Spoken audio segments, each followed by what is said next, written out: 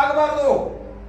ಅಚ್ಚ ಕನ್ನಡ ಸಾಹಿತ್ಯವನ್ನ ಕಟ್ಟಿದಂತವರು ಬಸವಾದಿ ಶರಣರ ವಚನ ಸಾಹಿತ್ಯಕ್ಕೆ ನೀವು ವಾರಸದಾರರಾಗಬೇಕು.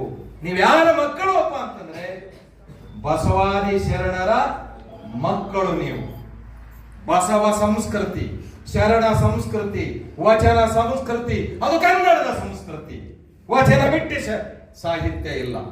ಕನ್ನಡಕ್ಕೆ ಮುನ್ನುಡಿ ಬರೆದಂತವರು ಬಸವಾದಿ ಶರಣರು.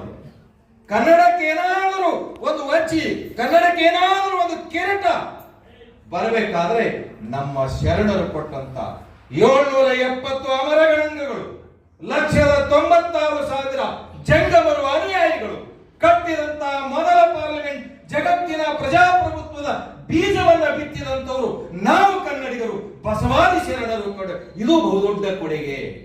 ಇವತ್ತು ಜಗತ್ತಿನಲ್ಲಿ ಸಂವಿಧಾನ, ಎಲ್ಲೆಲ್ಲಿ ಸಂವಿಧಾನ ಇದೆ, ಎಲ್ಲೆಲ್ಲಿ ಪ್ರಜಾಪ್ರಭುತ್ವ ಇದೆ, ಅಲ್ಲೆಲ್ಲವೂ ಸಹಿತ ಬಸವಣ್ಣನವರು, ಬಸವಾದಿ ಶರಣರು ಜಯಂಕಾರ, ಅವರ ತತ್ವಗಳಿಗೆ ಜಯಂಕಾರ ಮೊಳಗುತ್ತದೆ.